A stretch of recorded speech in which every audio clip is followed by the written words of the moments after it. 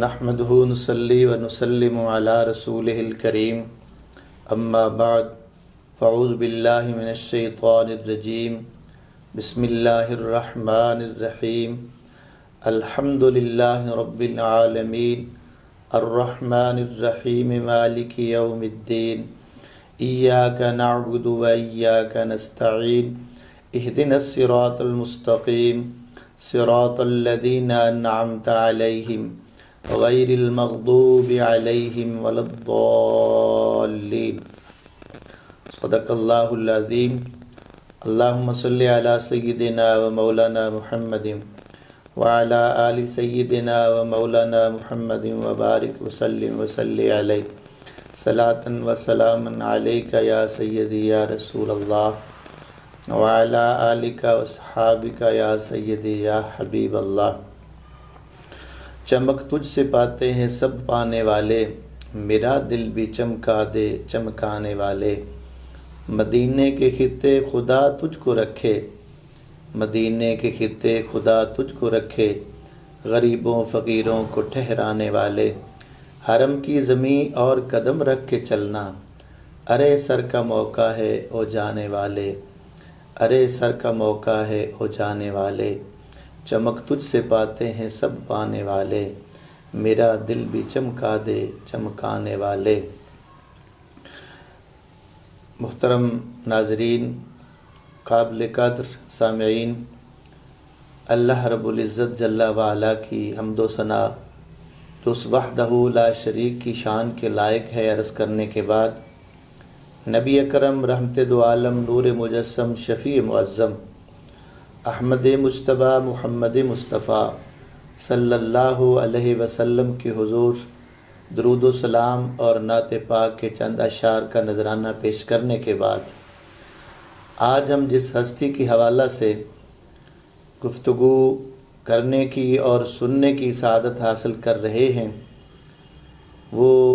جو میرے آج کے ممدوح ہیں، جن کی بارگاہ میں میں ہدیہ عقیدت پیش کرنے والا ہوں، وہ ایک عظیم شخصیت ہیں۔ علم کے میدان میں بھی وہ بہت بڑی علمی شخصیت ہیں۔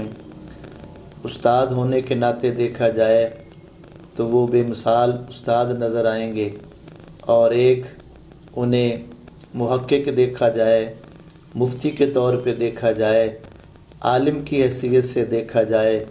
ایک شیخ طریقت کی حیثیت سے دیکھا جائے، جس فیلڈ میں دیکھیں گے، جس میدان میں ہم انہیں دیکھنا چاہیں گے، تو وہ دور دور تک اپنی مثال وہ نہیں رکھتے۔ ہمیں ایسی ہستی دور دور تک نظر نہیں آ رہی۔ اپنے ہم عصر لوگوں میں ان کا بہت اونچا قد تھا، اللہ آپ کے درجات بلند فرمائے۔ میری مراد پیر طریقت رہبر شریعت شیخ الحدیث و تفسیر استاذ الاساتذہ حضرت علامہ مولانا ابو المصباح محمد الیاس ہزاروی علیہ رحمہ، فیض یافتہ محدث اعظم پاکستان، آپ کی بارگاہ میں چند عقیدت کے پھول نثر کی صورت میں، اور اس سے پہلے میں چند اشعار نظم کی صورت میں بھی آپ کی بارگاہ میں پیش کرنے کی سعادت حاصل کروں گا، چونکہ 24 اپریل کو آپ کا وصال ہے، آپ اس دنیا سے تشریف لے گئے ہیں۔ اس حوالہ سے آپ کا ذکر پاک وہ یقیناً ہمارے دلوں کو راحت بھی بخشے گا، اور اللہ کے محبوب بندوں کا ذکر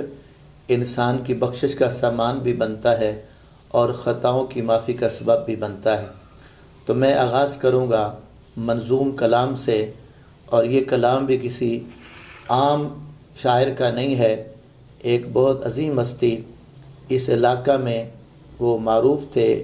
اور ان کا ایک نام تھا، اور اپنی ایک مجلس ادب کے وہ بطور صدر بھی کام کرتے رہے۔ میری مراد جناب شیخ منظور عباس اظہر، صدر مجلس ادب جڑاوالا، جو کہ تاجر بھی تھے اور شاعر بھی تھے۔ تو شاعری ان کی کوئی پروفیشنل نہیں تھی، وہ صرف ان کا ایک شوق تھا، محبت تھی، اور خصوصاً نعت گوئی میں انہوں نے جو کلام لکھا ہے وہ قریب کے یہ دور میں ان جیسا کلام ہمیں بہت کم نظر آتا ہے۔ تو آپ نے جو قبلہ شیخ الحدیث علامہ محمد الیاس ہزاروی علیہ رحمہ کے حوالہ سے جو منظوم کلام لکھا، ذرا چند اشعار آپ سننے کی سعادت حاصل کریں۔ آسمان علم کا روشن ستارہ چل بسا، آپ کے وصال کے بعد آپ نے یہ اشعار لکھے تھے اور آپ کی زندگی میں بھی آپ پر انہوں نے کلام لکھا ہے، تو میں صرف یہی کلام پیش کروں گا وقت کی قلت کے پیش نظر۔ آسمان علم کا روشن ستارہ چل بسا، بے سہاروں کے لیے تھا جو سہارا چل بسا، بے سہاروں کے لیے تھا جو سہارا چل بسا۔ حوصلہ پاتے تھے اس کی گفتگو سے غم زدہ، حوصلہ پاتے تھے اس کی گفتگو سے غم زدہ، غم زدوں کو کون دے گا اب متائے حوصلہ، غم زدوں کو کون دے گا اب متائے حوصلہ۔ میں نے دیکھا ہے سبھی بونے تھے اس کے سامنے، میں نے دیکھا سبھی بونے تھے اس کے سامنے، اس کو وہ قامت عطا کی تھی میرے اللہ نے،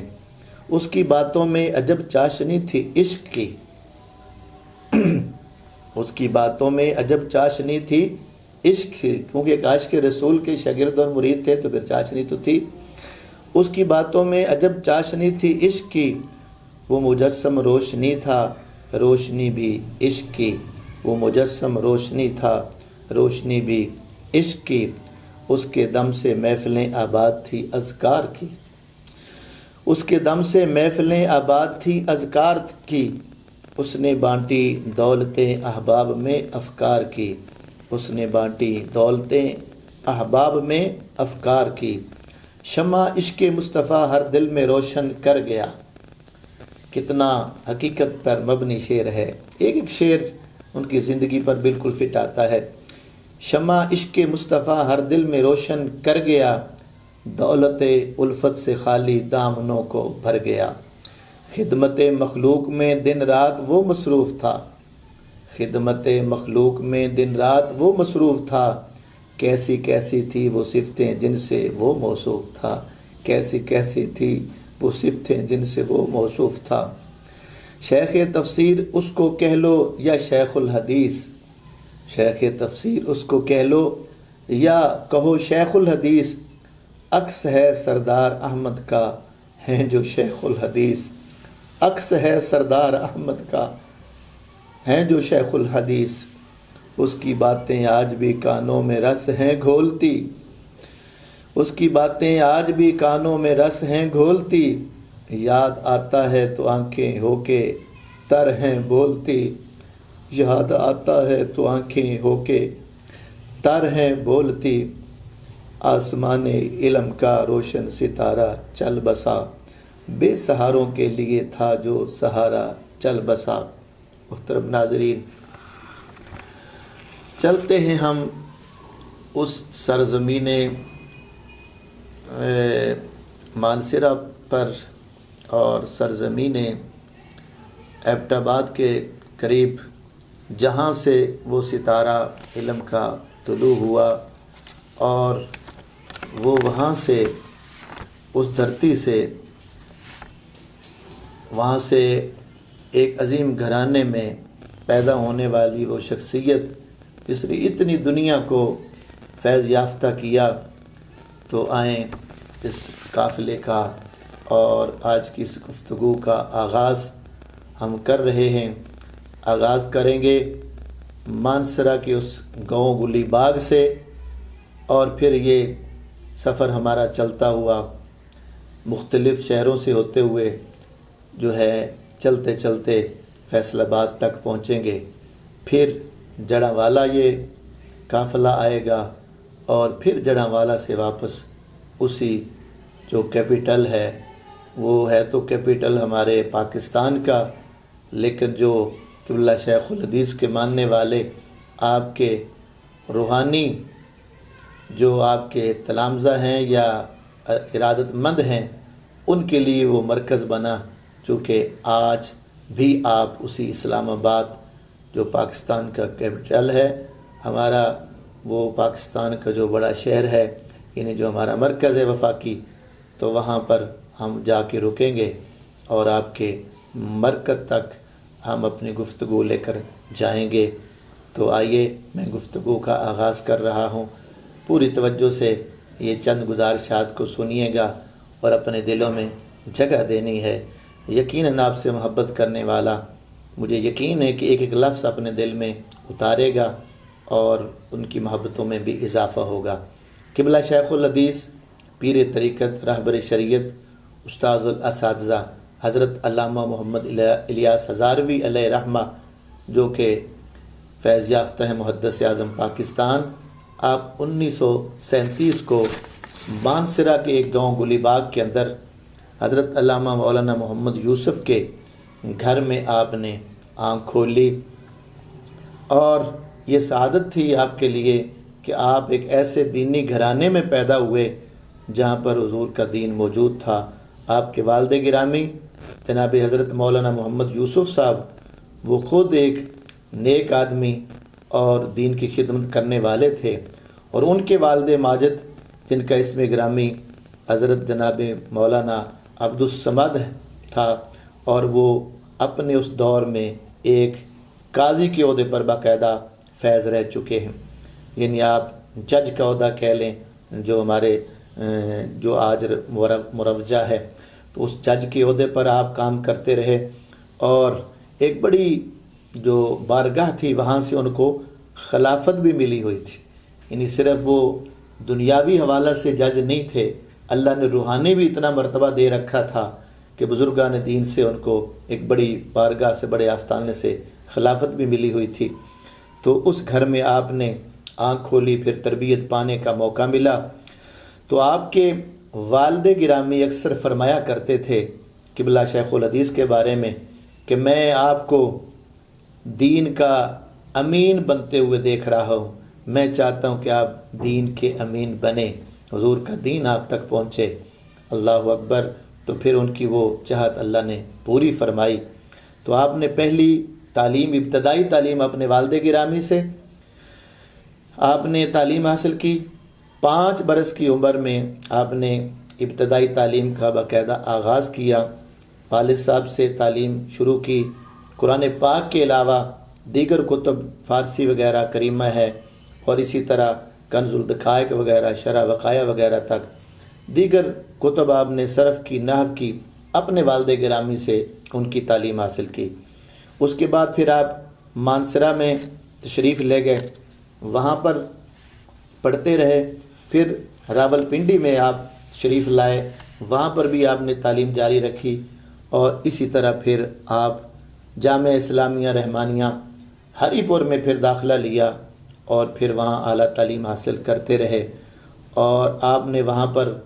جو کتب پڑھی ان میں بڑی بڑی کتب بھی تھی، اور خصوصاً منطق کی کتب آپ نے وہاں ایک عظیم ہستی سے،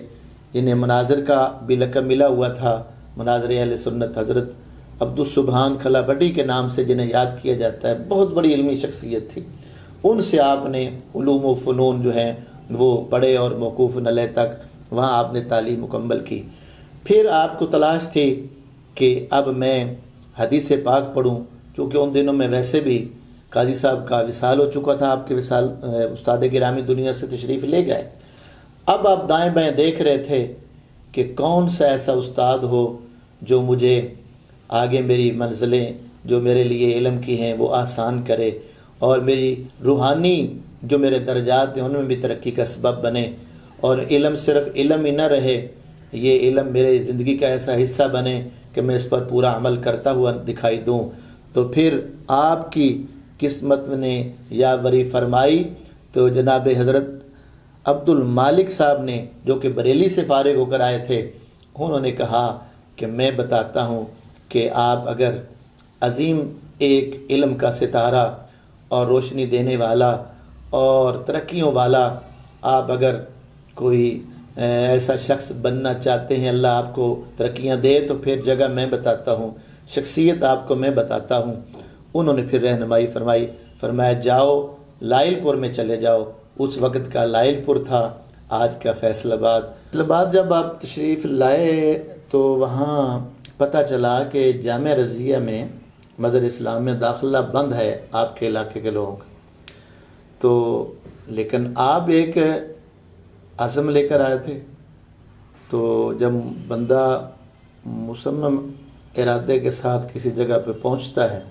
اللہ پھر مدد فرماتا ہے۔ تو قبلہ حضور محدث اعظم تک پیغام پہنچا کہ ایک طالب علم آئے ہیں، ان کو بتایا بھی گیا ہے کہ اس علاقے کا داخلہ بند ہے، لیکن وہ جانے کا نام نہیں لیتے۔ تو اب آپ کی بھی نگاہ پاک جب پہنچی آپ کی پیشانی پر، تو ویسے بھی اللہ کے بندوں کی جب کوئی ایسے لوگ مخلص دیکھتے ہیں نا، تو ان کا تو مقام بھی بہت اونچا ہے۔ وہ کیا خوب کہا گیا ہے، نگاہ ولی میں یہ تاثیر دیکھی، بدلتی ہزاروں کی تقدیر دیکھی، اور نگاہ مرد مومن سے بدل جاتی ہیں تقدیریں، جو ہو ذوق یقین پیدا تو کٹ جاتی ہیں زنجیریں۔ اب ادھر سے محبت اور پیار اور عقیدت لے کے چونکہ وہاں سے چلے تھے، اور ادھر مرد درویش ایک ولی کامل کی نگاہ تھی، انہوں نے اس عقیدت کو بھی دیکھا، اور پھر ان کا آگے مستقبل کو، فیوچر کو روشن کرنے کے لیے نگاہ بھی فرما دی، دعا بھی کر دی، اور داخلے کی اجازت بھی فرما دی۔ آغاز ہو گیا۔ وہاں آپ نے باقاعدہ پھر سلسلہ تعلیم کا شروع کیا۔ پہلے آپ حضرت علامہ مولانا نواب الدین صاحب سے کچھ آپ نے پڑھا، اس کے بعد باقاعدہ بڑا دورہ آپ نے خود قبلہ حضور محدث اعظم پاکستان کی بارگاہ سے یہ دورہ حدیث کی تعلیم لی، اور وہاں پر آپ نے دورہ مکمل کیا، فارغ و تحصیل ہوئے۔ تو وہاں جس انداز میں آپ نے پڑھا اور جس انداز میں وہاں پر فیض پایا، جب وہ بیان کرتے تھے قبلہ شیخ الحدیث تو خود تو رویا کرتے تھے، آنکھوں میں آنسو آیا کرتے تھے، سامعین کو بھی رلا دیا کرتے تھے۔ بڑے محبت بڑے انداز میں بتایا کرتے تھے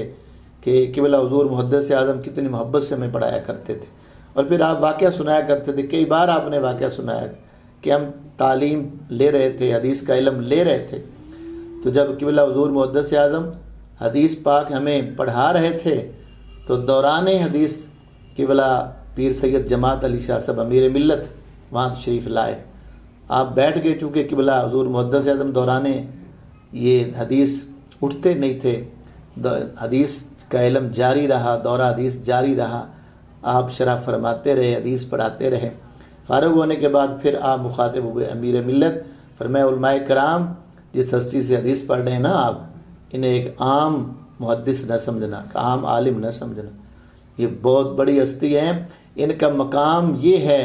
کہ ادھر نظر تو ان کی بظاہر حدیث کی کتاب پر ہے، ورق پر ہے، لیکن یاد رکھیے یہ تو بیچ میں پردہ ہے، یہاں پر حدیث سامنے وہ دیکھ دیکھ کر پڑھا رہے ہیں، حقیقت یہ ایک حدیث والے پیارے آقا سے پوچھ پوچھ کر تمہیں حدیث پڑھا رہے ہیں۔ حضوری کا یہ مقام ہے، اور تاریخ گواہ ہے۔ آج یہ سلسلہ، یہ ہمارے جو سیال شریف کے بہت بڑے ایک وہاں کے گدی نشین تھے اور وہاں کے روح روا تھے، یہ سیال شریف کے، جنہیں اپنا شیخ الاسلام کا لقب باقاعدہ دیا گیا، خواجہ قمر الدین سیالوی علیہ رحمہ۔ جب آپ پہنچے تو آپ نے پیچھے جوتے اتار لیے، لوگ حیران تھے، مریدوں نے پوچھا حضور جامع آگے ہے اور آپ نے یہاں جوتے اتار لیے؟ فرمایا یہ اس ایک عاشق رسول کی جگہ ہے، اس ایک عاشق رسول کا ادارہ ہے کہ جو اتنے محبت رسول میں ڈوبے ہوئے ہیں، عشق رسول میں ڈوبے ہوئے ہیں، وہ حدیث پڑھا رہے ہیں تو حضور کے پیار میں ڈوب کر پڑھا رہے ہیں، تو اس جگہ کا بھی ہمیں احترام کرنا چاہیے، چونکہ ایک عاشق کا مقام اور یہاں پر وہ یہ تشریف فرما ہے۔ تو جوتے اتار کر وہاں حاضر ہوئے اور مریدوں کو بتایا کہ ایسے عشاق کی عزت احترام ہم سب پر لازم ہے۔ کیسے وہ لوگ تھے بڑے، آج ایک دوسرے کی ٹانگیں کھینچنے کے علاوہ ہمارے معذرت کے ساتھ علماء اور مشائخ کو اور کام ہی کوئی نہیں ہے، ایک دوسرے کو نیچا دکھانا آج سب سے بڑی کوشش ہو رہی ہے، الا ماشاء اللہ۔ لیکن تھوڑا سا پیچھے جائیں گے تو وہاں خلوص نظر آئے گا، ایک دوسرے کا احترام نظر آئے گا، محبتیں نظر آئیں گی، پیار نظر آئے گا، اور جہاں علم ہوتا ہے، یاد رکھیے جہاں صحیح علم ہوتا ہے وہاں بغض نہیں ہوتا، جہاں پر علم عمل والا ہوتا ہے وہاں پر دل کے اندر کینہ نہیں ہوتا، اور جو لوگ باعمل عالم ہوتے ہیں تو وہ ان کو اپنی ذات سے غرض نہیں ہوتی، وہ اللہ اور اس کے رسول کا پیغام عام کر رہے ہوتے ہیں۔ ان کے اندر عاجزی ہوتی ہے، انکساری ہوتی ہے، احترام ہوتا ہے، ادب ہوتا ہے، محبتیں ہوتی ہیں، آپس میں پیار ہوتا ہے۔ کئی دفعہ لوگوں نے کوشش کی کہیں غزالی زماں سے وہ آپ کی دوری کا جو کوشش ہو رہی ہے، کبھی کسی کے ساتھ کبھی کسی کے ساتھ، لیکن آپ نے علمی اختلاف بعض مقامات پر ضرور کیے، لیکن اس کو انا کا مسئلہ نہیں بنایا، ضد نہیں بنایا، جھگڑا نہیں بنایا، بلکہ آپ ایک ایسے محدث بن کے حدیث پڑھا رہے تھے کہ حضور کی بارگاہ سے فیض لے کر دنیا کو دے رہے تھے۔ بہرحال آپ پہ تو پورا پروگرام چاہیے، تو میں آپ کی بارگاہ سے فیض یاب ہونے والی اس ہستی کی بات کر رہا ہوں۔ فرماتے ہیں کہ ہمیں ہمارے قبلہ حضور محدث اعظم یوں حدیث پڑھاتے کہ جس طرح سرکار سے پوچھ پوچھ کر حدیث کی وضاحت فرما رہے ہیں۔ اور وہاں ایک جملہ بولا کرتے تھے، جب حضور محدث اعظم زیادہ محبت میں آ کر ہمیں پڑھاتے تو فرمایا کرتے تھے، ابھی جو میں نے یہ بات کہی ہے یہ لیل پور کی پیداوار ہے، یعنی یہ بتا دیا کرتے تھے کہ یہ شرح میں کتابوں سے پڑھ کے نہیں کر رہا، یہ پیارے حدیث دینے والے آقا کے فیض سے یہ تمہیں نکات بیان کر رہا ہوں۔ قربان جائیں، وہاں سے فیض یاب ہوئے، اور یاد رکھیے آپ نے وہاں پر علم بھی لیا، روحانیت بھی لی۔ فرماتے ہیں کہ میں نے چاہا کہ اب میں بیعت بھی ہوں اور کسی کامل پیر کے سامنے میں ذانو تلمذ ہو کر اور میں یہ جو طریقت کے جو منازل ہیں ان کو طے کروں۔ تو کہتے ہیں میں رات سو گیا اور استخارے کا ارادہ تھا، دعائیں پڑھ کے طریقہ جو تھا استخارے کا وہ مکمل کر کے رات سویا، مقدر جاگے، رات ایک کچہری میں پہنچا جہاں بہت بڑے بزرگ موجود ہیں، بزرگوں کی کچہری لگی ہے، اور ایک ممبر پر بہت بڑی ہستی موجود ہے۔ میں آگے بڑھا تو پتہ چلا کہ یہ حضور غوث پاک عبد القادر چیلانی ہے، وہاں پر جلوہ گر۔ میں آگے بڑھا، جا کے میں نے عرض کی حضور اپنے ارادت مندوں میں مجھے بھی شامل فرما رہے ہیں۔ اشارہ کیا کہ مولانا وہ جو پیچھے بڑی دستار والے بیٹھے ہیں وہاں ان کے پاس چلے جائیں، آپ کا حصہ وہاں۔ کہتے ہیں جب میں واپس مڑا اور وہ بڑی دستار والے جن کی طرف اشارہ کیا گیا تھا، جب میں قریب پہنچا تو میں اور خوش ہوا کہ یہ تو میرے استاد محترم قبلہ حضور محدث اعظم ہیں۔ اللہ اکبر۔ دن ہوا تو میں بارگاہ محدث اعظم میں جا کے بیعت ہوا، تو یقیناً تو وہ بھی دیکھ رہے تھے کہ حضور غوث پاک ان کو میرے پاس بھیج رہے ہیں، تو بیعت کیا۔ پھر آپ کا یہ سلسلہ جو تھا روحانی بھی اور ترقیوں کی طرف چل پڑا۔ علمی فیض تو پہلے لے چکے تھے، پھر آپ کی مختلف جگہ پر ڈیوٹی لگائی گئی پڑھانے کے لیے۔ اور جو آپ کی خلافت کے حوالے سے میں عرض کرتا چلوں، قبلہ حضور محدث اعظم کے آخری سال آپ کے جب علالت میں تھے آپ، تو حضور قبلہ شیخ الحدیث فرماتے ہیں کہ میں آپ کی خبر لینے جب پہنچا تو اس وقت آپ نے یہ کرم فرمایا کہ اس وقت میں مجددیہ میں بکشری پڑھاتا تھا، تو وہاں سے میں آپ کی خبر لینے کے لیے جب حاضر ہوا، میرے ساتھ علامہ علی احمد سندیلوی تھے جو میرے پاس پڑھتے تھے اس وقت، پہلے یہاں پڑھتے تھے، پھر حضور محدث اعظم کو میرے ساتھ بھیجا تھا، وہ بھی موجود تھے۔ تو ان کی موجودگی میں فرمایا کہ مولانا مجھے چاروں سلاسل سے خلافت اور اجازت ہے، اور میں آپ کو بھی اپنی طرف سے اجازت دیتا ہوں اور خلافت عطا کرتا ہوں۔ تو کتنی سعادت ہے کہ اتنی بارگاہ، اونچی بارگاہ سے آپ کو خلافت بھی ملی، اور آپ کو وہاں سے علم بھی ملا اور طریقت کا فیض بھی ملا۔ وہاں سے پھر فارغ ہو کر آپ مختلف جگہ پر آپ کی ڈیوٹی لگتی رہی کہ آپ نے پڑھانا ہے۔ تو آپ نے پھر آپ اپنے استاد کامل مرشد برحق کے حکم پر عبداللہ پور کولر تحصیل و ضلع شیخوپورہ میں جا کے آپ نے پڑھانا شروع کیا۔ کچھ عرصہ وہاں پڑھایا، پھر آپ محلہ شمس پورہ میں پڑھاتے رہے، پھر وہاں سے چلے گئے، پھر جامعہ مجدیہ بکی شریف میں آپ میں وہاں بھی تدریس فرماتے رہے، اور پھر آپ کی ڈیوٹی لگی احسن المدارس، وہاں پر جا کر پنیالہ کے اندر آپ تقریباً 3 ماہ تک وہاں بھی آپ نے احسن المدارس کے اندر ڈیرہ اسماعیل خان کے اندر جا کر پڑھایا جو قبلہ حضور محدث اعظم کا حکم تھا۔ اور میں قربان جاؤں، ان لوگوں نے بے لوث خدمت کی، کئی مدارس میں جا کے پڑھاتے رہے، کوئی وظیفہ نہیں، کوئی معنی جو ہے وہ کسی طرح کا جو ہے نا وہاں سے کوئی بینیفٹ نہیں مل رہا، کوئی وظائف نہیں ہے، کھانا بھی ایک ٹائم کا مدرسے سے مل رہا ہے، ایک ٹائم کا وہ جو ہے وہ محتمم کے گھر سے آ رہا ہے، تو کوئی پرواہ نہیں ہے۔ تو یہ تھا وہ دین کے ساتھ درد لگاؤ جو اپنے بزرگوں سے ملا تھا، اور زندگی بھر ہم نے دیکھا کہ آپ نے اس پر پہرا دیا۔ پھر جامعہ سلطانیہ رضویہ اڈا مرید والا میں، وہاں پر بھی آپ کو بھیجا گیا اور وہاں بھی آپ کچھ عرصہ پڑھاتے رہے، جو کہ تحصیل سمندری کے اندر ہے۔ مجھے بھی وہاں پر اس ادارے میں جانے کا یہ موقع ملا ہے۔ پھر اس کے بعد جڑاں میں دوبارہ آپ تشریف لائے، یہ غالباً 1962 کی بات ہے۔ اور پھر جو ایک موقع پر آپ نے فرمایا تھا کہ بلا حضور محدث اعظم نے کہ مولانا جاؤ جڑاں میں جڑیں لگا دو، اب بھی اس حکم کو پورا کرنے کے لیے آپ یہاں پہنچے اور پھر زندگی بھر آپ جڑاں میں ایسی جڑیں لگائی کہ پھر دین کا علم ایسے پڑھایا کہ لوگوں کو جو ہے نا ان کی جڑیں مضبوط کر دی، علم میں بھی مضبوط کیا، عشق رسول کی جڑیں مضبوط کر دی، محبت رسول کی جڑیں مضبوط کر دی، اخلاص کا درس دیا، محبت رسول کا درس دیا، خدمت خلق کا جذبہ لوگوں کے اندر بھرا، اور بھٹکی ہوئی انسانیت کو راہ راست لانے کے لیے جو تقریباً آدھی صدی جڑاں کو ملی ہے، وہ احسان زندگی بھر شہر جڑاں کے لوگ آپ کے اس احسان کا بدلہ نہیں دے سکتے ہیں۔ پھر جڑاں میں جامعہ غوثیہ رضویہ مصباح العلوم کے اندر زیادہ عرصہ پھر آپ ادھر ہی رہے، آخری زندگی کے آخری ایام تک آپ اسی ادارے کے ساتھ منسلک رہے، اور آپ یہ بہت دور دراز سے آنے والے لوگوں کو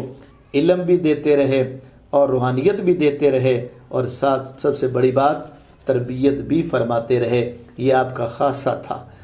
کہ آپ کوئی بھی فن پڑھا رہے ہوتے تھے، چونکہ مجھے تقریباً 30 سال کا عرصہ آپ کے پاس یہ مختلف اوقات میں کبھی پڑھنے کے لیے، کبھی ویسے آپ کی شفقت ہوتی تھی۔ میں اپنی قسمت پہ ناز کرتا ہوں کہ اگر 2-4 دن میں آپ سے دور ہوتا تھا تو جب میں دوسرے تیسرے دن ملنے کے لیے جانا تو آپ کے چہرے پہ ناراضگی کے آثار ہوتے تھے، اور یوں لگ رہا ہوتا تھا کہ دیر سے آنے سے آپ ناراض ہیں۔ اور جب دستار دے رہے تھے تو مجھے یاد ہے اس سٹیج پر کئی علماء تھے، مناظر اسلام مولانا سید احمد اسد صاحب اور دیگر علماء اس محفل میں موجود تھے، تو ہمیں جب یہ دستار خلافت دی جا رہی تھی تو آپ کی آنکھوں میں آنسو تھے کہ یہ طلباء، یہ ساتھی جو ہوتے ہیں یہ چلے جاتے ہیں، چھوڑ جاتے ہیں، چڑیوں کی طرح بھاگ جاتے ہیں۔ تو علماء جو مہمان تھے انہوں نے مجھے اشارہ کیا کہ آپ کے ساتھ جو محبت ہے نا وہ ہمیں نظر آ رہی ہے۔ تو یقین کریں ہم نالائق لوگ اور ان جیسے محسن مربی کتنا مہربانیاں فرماتے رہے کہ ہمیں بھٹکتے ہوئے لوگوں کو راہ راست پر، میں تو ایک ادنا سا طالب علم ہوں، کتنے بڑے بڑے جید علماء آپ نے بنا کے وہاں سے بھیجے، کتنے اساتذہ تیار ہوئے، کتنے وہاں سے مدرسین وہاں سے تیار ہو کے نکلے، اور کتنے مفتیان کرام وہاں سے مکمل ہو کے نکلے۔ ان کا اگر میں شمار کرنا چاہوں تو میرے بس کی بات نہیں ہے۔ میں نے بہت کوشش کی ہے کہ میں ایک پوری فہرست، ایک لسٹ جو ہے وہ تیار کر سکوں، لیکن پوری لسٹ بنانے کے بعد کسی نہ کسی ساتھی کا شکوہ آ جاتا ہے کہ جو آپ نے نام آپ کے تلامذہ اور شاگردوں کے نام شائع کیے ہیں اس کے اندر میرا نام کیوں نہیں لکھا؟ میں نے بھی آپ سے استفادہ کیا تھا، میں بھی آپ کا طالب علم ہوں۔ تو آپ کا فیض اور آپ کا روحانی فیض، علمی فیض، تربیت کے حوالہ سے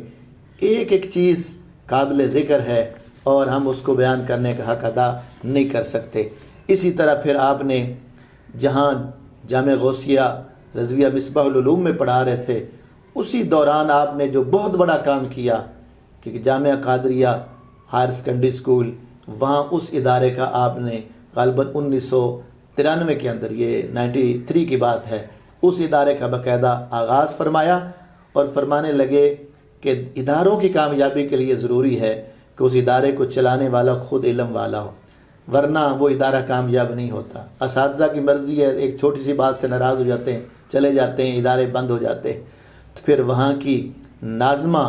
جو محترم ہمارے حاجی رائے بھائی خان، ان کی اہلیہ کو آپ نے باقاعدہ خود ترجمہ تفسیر پڑھا کر، اور میں حیران تھا اتنی مشقت کے ساتھ میں نے نہیں کسی استاد کو دیکھا کہ نہ گرمی نہ سردی دیکھی، اور سواری کا کوئی کبھی نہیں ہے، پیدل جانا پڑا تو پیدل چل پڑے، سائیکل ملا تو سائیکل پہ بیٹھ گئے، موٹر سائیکل ملا تو موٹر سائیکل پہ، کبھی بائک پہ جا رہے ہیں، پیدل جا رہے ہیں، سائیکل پہ جا رہے ہیں، نہ گرمی نہ جون جولائی کے دنوں میں دوپہر 12 بجے یہاں ادارے میں پڑھا کر پہلے اسباق ادھر مکمل پڑھاتے اور پھر اس کے بعد وہاں پر یہ ترجمہ تفسیر اور وہاں باقاعدہ دورہ حدیث کی کلاس بھی آپ نے کچھ وقت وہاں پر لی، تو یہ ان کا جو ذوق تھا، ان کا جو خلوص تھا، ان کا جو درد تھا نا، اس کے پیچھے جو چیز تھی وہ فیضان محدث اعظم تھا، وہ تربیت تھی محدث اعظم کی، کہ جنہوں نے ان کو یہ اس طرح کوٹ کوٹ کر دل میں یہ چیز بھر دی کہ مولانا دنیا دارا اور یہ دنیا کا مال و متاع یہ نہیں اکٹھا کرنا،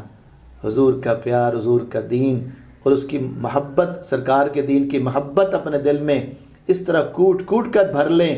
کہ زندگی بھر پیار کرنا ہے تو حضور کے دین سے پیار کرنا ہے، عشق رسول کی دولت عملی طور پر نظر آنی چاہیے۔ تو آپ نے اپنے عملے سے بتایا، 20 سال تک مدنی مسجد میں کے اندر آپ نے یہ فیض بانٹا اور لوگوں کی رہنمائی کرتے رہے، اور پھر 20 سال کا عرصہ تقریباً آپ مدینہ مسجد GTS اڈا جڑاوالا میں آپ نے تدریسی خدمات سر انجام دی، اور وہاں کے لوگ گواہ ہیں کہ کس قدر آپ نے محبت سے دین کو پھیلایا۔ اور مجھے وہ چوری اکرم صاحب اللہ ان کی بخشش فرمائے، درجات بلند فرمائے، دنیا سے چلے گئے، جب وہ بات کیا کرتے تھے نا، کئی دفعہ ان کی آنکھوں میں آنسو آ جایا کرتے تھے، اور کئی باتیں وہ قبلہ شیخ الحدیث کی بتاتے بتاتے رو پڑتے تھے۔ اس شخص کو میں نے دیکھا ہے کہ آپ کی عقیدت ان کے دل میں، یقیناً جو عقیدت ہوتی ہے نا، آج عقیدت کے دعوے کرنے والے بہت سارے لوگ ہوتے ہیں، اور زبانی کلامی ہم علماء کی بڑی عزت کرتے ہیں، لیکن جب عملی طور پہ دیکھتے ہیں تو وہی کہیں غیبت کر رہے ہوتے ہیں، اور ان کے سامنے علماء کی توہین ہو رہی ہوتی ہے، خوش ہو رہے ہوتے ہیں، ان کا حصہ بنتے ہیں۔ لیکن اس شخص کو میں نے دیکھا ہے کہ قبلہ شیخ الحدیث کا جب ذکر کیا ہے تو ادب سے کیا ہے، اور آپ کی موجودگی میں وہ پریزیڈنٹ تھے مسجد انتظامیہ کے، لیکن جس بات کا آپ نے حکم دیا اس سے آگے ایک لمحہ بھی آگے نہیں بڑھے، کوئی بھی بات ہوتی تو احترام کرتے، اور آپ کی دنیا سے تشریف لے جانے کے بعد رو کر یہ کہہ رہے تھے کہ اب ہمیں جھڑکیاں کون دے گا، کس سے اب جھڑکیاں سنا کریں گے۔ وہ جو گرجدار لہجہ زاروی صاحب کا تھا اور ہماری تربیت فرمایا کرتے تھے، تو اب ہم کس سے وہ جملے سنا کریں گے، کیا کیا ان کے حوالہ سے میں عرض کروں۔ میں اب اختتام کی طرف جانا چاہتا ہوں۔ محترم ناظرین، ایسی ہستیاں خال خال ہوتی ہیں، اور صدیوں بعد ایسے لوگ پیدا ہوتے ہیں، تو آپ نے ہر میدان میں،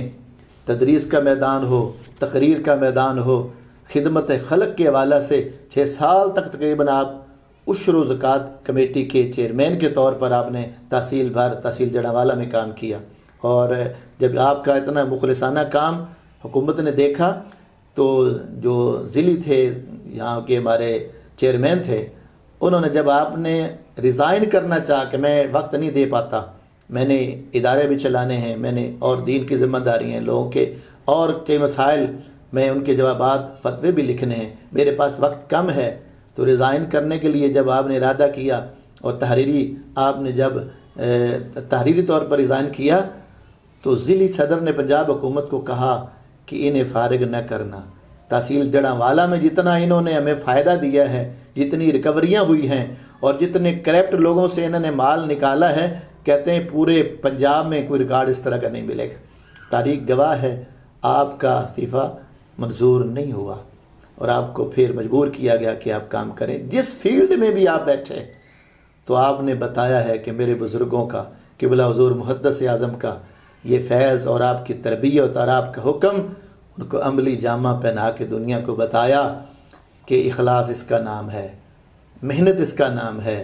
محبت اس کا نام ہے۔ محترم ناظرین، میں کیونکہ بات ختم کرنی ہے، ایسے لوگوں کا پیار اور محبت ہمارے لیے یقیناً بخشش کا سامان بنے گا۔ قرآن و حدیث پڑھ کے دیکھیں، وقت ہوتا تو میں آیات اور حدیث کی روشنی میں کچھ عرض کرتا، لیکن صرف تھوڑا سا حوالہ دے کے تو میں اپنی بات کو سمیٹنے کی طرف جاؤں گا۔ کچھ ذاکرین نیک لوگوں کے بارے میں حدیث پاک بڑی تفصیل سے آتی ہے اس موضوع پہ، میں خلاصہ عرض کر دوں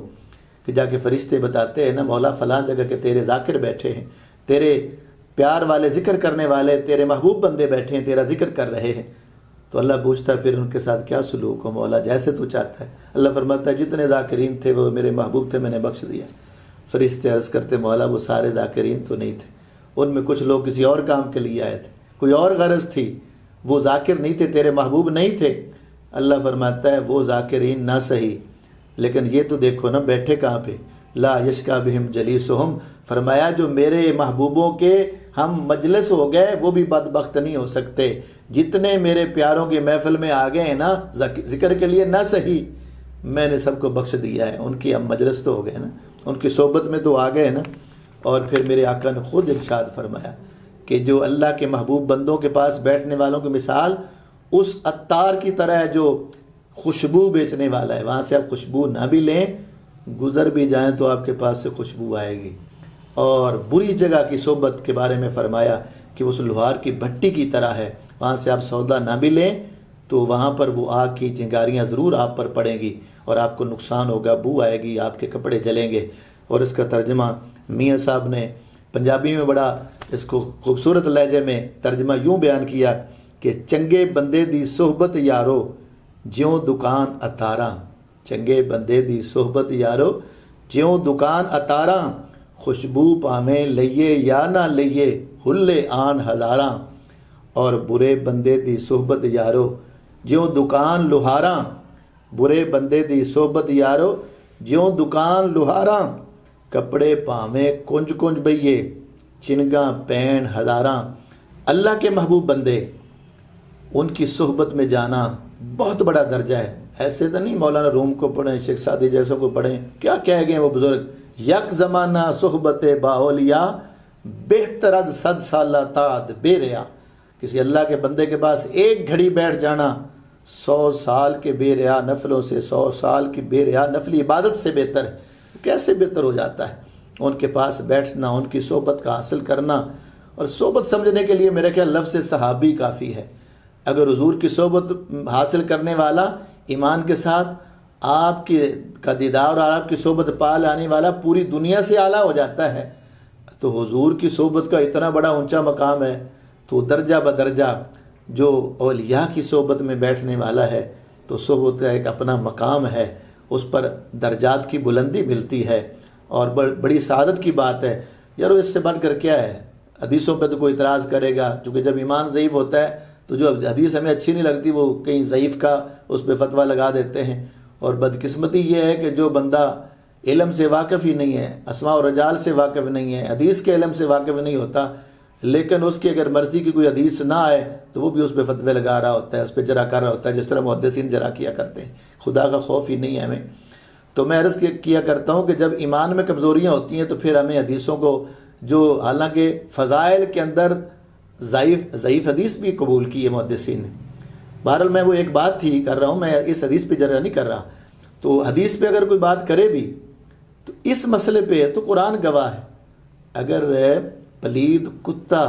اللہ کے محبوب بندوں کے ساتھ اپنا تعلق جوڑ لیتا ہے، ان کی دہلیز پہ بیٹھ جاتا ہے، تو قرآن کس انداز میں اس کا تذکرہ کرتا ہے. کلبہم باسط ذراعہ بالوسیط. اللہ تعالیٰ اس کے بیٹھنے کا، نشست کا انداز بیان کر رہا ہے کہ کتا میرے محبوب بندوں کی چوکھٹ پر بیٹھا کیسے ہے. اس سے بڑھ کر اور کیا ہوگا؟ تو میں صحبت پہ بہت ساری آیات مبارکہ ہیں، احادیث ہیں، لیکن میں طوالت میں نہیں جانا چاہ رہا. وہ سعادت مند ہیں لوگ جنہیں قبلہ شیخ الحدیث کی صحبت ملی، آپ کے سامنے زانوئے تلمذ ہوئے، آپ کی بارگاہ کا فیض ملا. اور پھر وہ اور زیادہ عظیم لوگ ہیں جو آپ کے استاد محترم اور آپ کے مرشد محترم قبلہ حضور محدث اعظم کی بارگاہ میں جن کو وہاں حاضری کا موقع ملا اور آپ کی بارگاہ سے حضور کا پیار ملا، دین ملا، تربیت ملی، محبت ملی، آخرت کی فکر ملی. وہ لوگ یقیناً ہم سے 1000 درجے بہتر ہیں جن کو بزرگوں کا فیض ملا اور ان کی صحبت ملی. جتنا اوپر جائیں گے آپ چلتے چلتے، جب وہ زمانہ جو حضور کی ظاہری زندگی کا ہے تو وہ لوگ کتنے اونچے ہیں. حضور نے خود فرمایا کہ سب سے بہتر میرا زمانہ ہے، اور پھر اس کے بعد والا زمانہ ہے، اور پھر اس کے بعد والا زمانہ ہے. تو حضور تو خود یہ بیان کر گئے ہیں کہ جس میں جتنی بڑی ہستی ہوتی ہے وہ زمانہ بھی، اس کے اندر رہنے والے لوگوں کو بھی عظمتیں مل جاتی. تو خیر، آپ نے دنیا کو ہر طرح کا فیض دیا، تقسیم فرمایا فیض، اور تقریباً 70 سال کا عرصہ اس دنیا میں گزار کر پھر آپ اللہ کی بارگاہ میں جا رہے ہیں، اور آپ نے اللہ کے حضور پیش ہونے کا، دنیا کو چھوڑنے کا جو ہے وہ آپ کا وقت آیا. تو آپ 24 اپریل 2007 کو اس دنیا سے رخصت ہوئے، اور وہ علم کا سمندر، وہ علم کے بہت بڑے سمندر سے بھی کوئی اگلا لفظ آپ کہہ سکتے ہیں. مجھے یاد ہے، وقت میں زیادہ نہیں لینا چاہتا ناظرین، مجھے وہ لمحے آج بھی مجھے وہ کانوں میں وہ بات سنائی دے رہی ہے، وہ آپ کی گرجدار آواز آج بھی گونج رہی ہے. آپ چار پر یقین کریں، آپ بیڈ پر لیٹے تھے، اٹھ نہیں سکتے تھے، بیٹھ نہیں سکتے تھے. چلنے والے تو ان دنوں میں کئی دنوں سے آپ چلنے پھرنے کے قابل نہیں رہے تھے، اتنی کمزوری آ گئی تھی، لیکن اٹھ کے بیٹھنا بھی مشکل ہو جاتا تھا آپ کے لیے. لیٹے ہوئے تھے اور ہم آپ کے پاس موجود تھے. لوگ موجود ہیں، جامعہ قادریہ کے کچھ لوگ تھے ہمارے ساتھ، کچھ اور لوگ وہاں موجود تھے. ان کی موجودگی میں آپ سورۃ رحمان کی تفسیر فرما رہے تھے. الرحمن علم القرآن خلق الانسان علمہ البیان. اس کی تفسیر کرتے کرتے آپ نے لمبا وقت قرآن کی تفسیر فرما دی. میں حیران تھا کہ یہ اللہ تعالیٰ نے جن کے سینے میں اتنا علم رکھا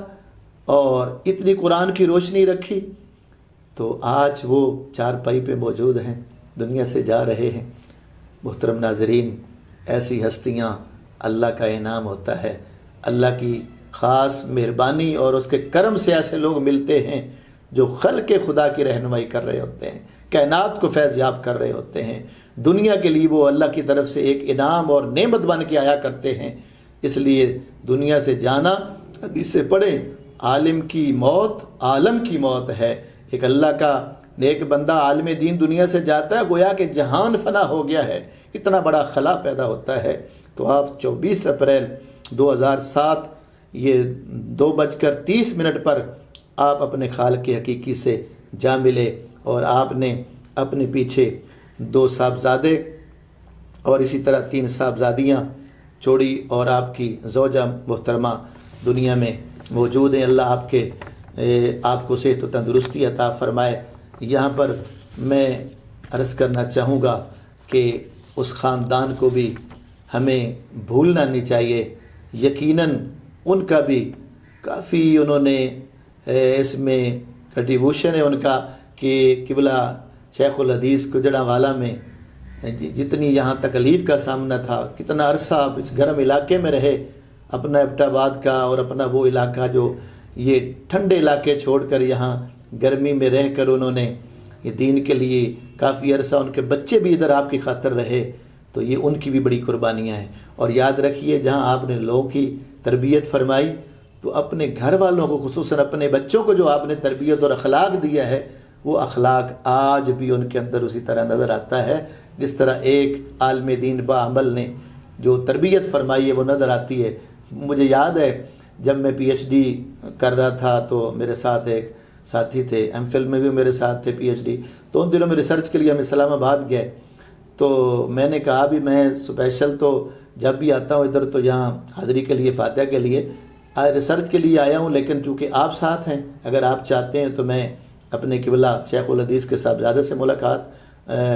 کروانا، اگر آپ چاہتے ہیں تو میں کروا دوں. ان کا جی ہاں، میری سعادت ہے کہ اگر آپ ان کے بیٹوں کو مجھے ملا دیں. چونکہ وہ جو میرے ساتھی تھے حاجی خان صاحب فیصل آباد میں آج بھی موجود ہیں، اللہ ان کو صحت تندرستی عطا فرمائے، بڑے مخلص نیک آدمی. اور وہاں انہوں نے جو قیام اپنے وہاں حاضری دی قبلہ شیخ الحدیث کے مزار پر، اور وہاں سے جو انہیں فیض ملا اور جو کرامتیں ہیں وہ خود اپنے زبان سے بیان کرتے ہیں، اور ہو سکا تو میں ان سے کلپ منگاؤں گا تاکہ ناظرین کو وہ میں پیغام سنا سکوں کہ ان کو وہاں سے اللہ کے بندوں کے مزارات پر دعا کرنے سے اللہ کیا کیا عطا فرماتا ہے. تو وہ میرے ساتھ تھے، کہنے لگے کہ قبلہ شیخ الحدیث کے کسی صاحبزادے سے میری ملاقات کرائیں. تو میں نے رابطہ کیا قبلہ صاحبزادہ فیاض احمد صاحب، جو کہ چھوٹے صاحبزادے ادھر ہی ہوتے تھے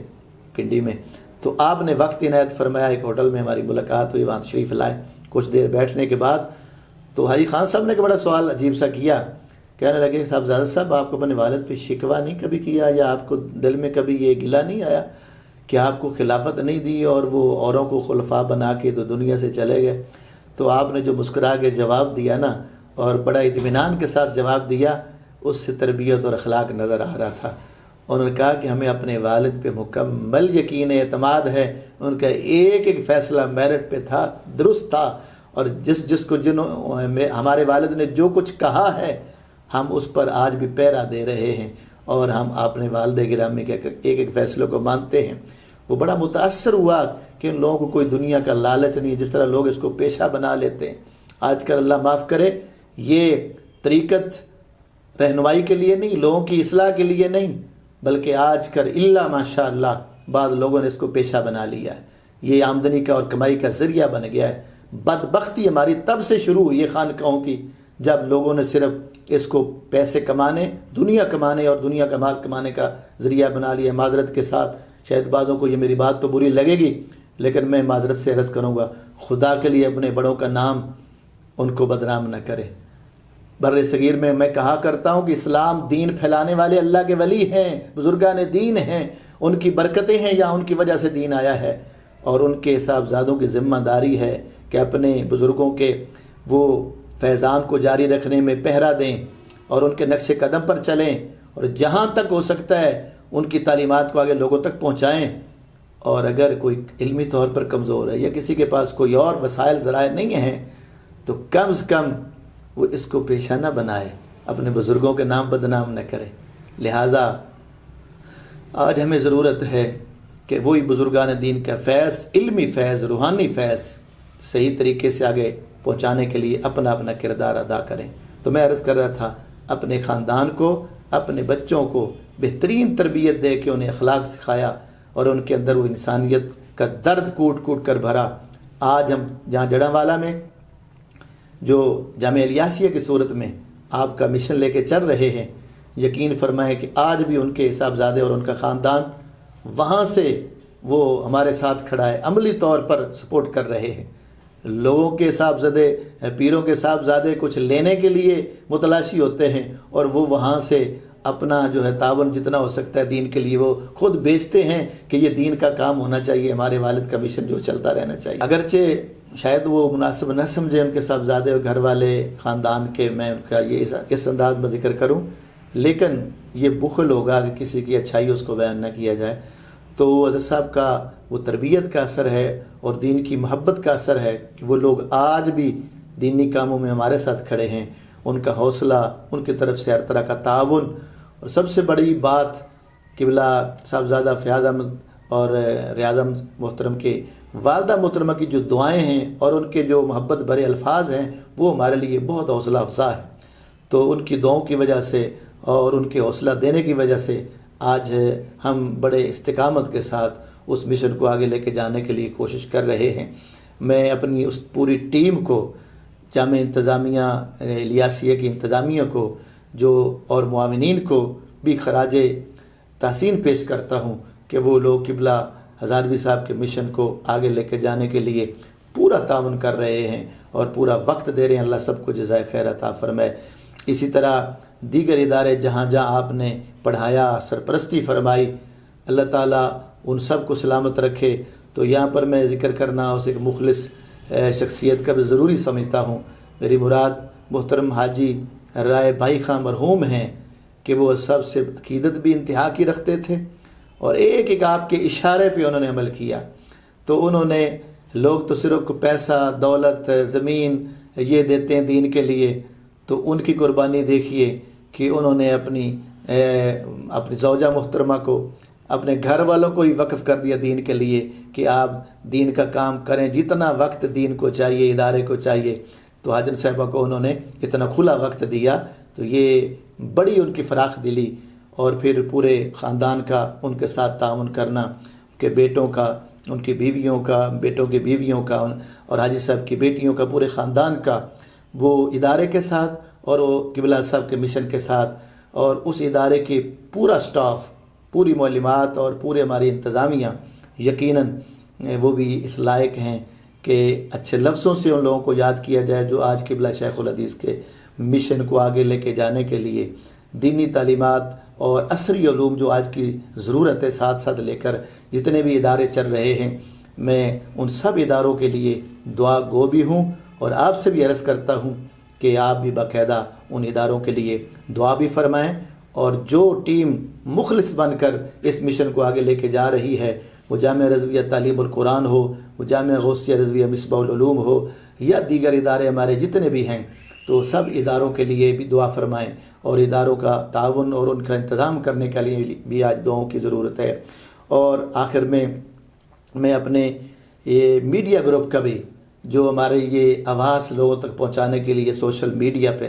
کام کر رہے ہیں، اللہ ان کو بھی جزائے خیر عطا فرمائے۔ چند لوگ انتہائی محنت کے ساتھ صبح و شام اخلاص کے ساتھ یہ کام کر رہے ہیں، اللہ اس پر انہیں اجر عطا فرمائے۔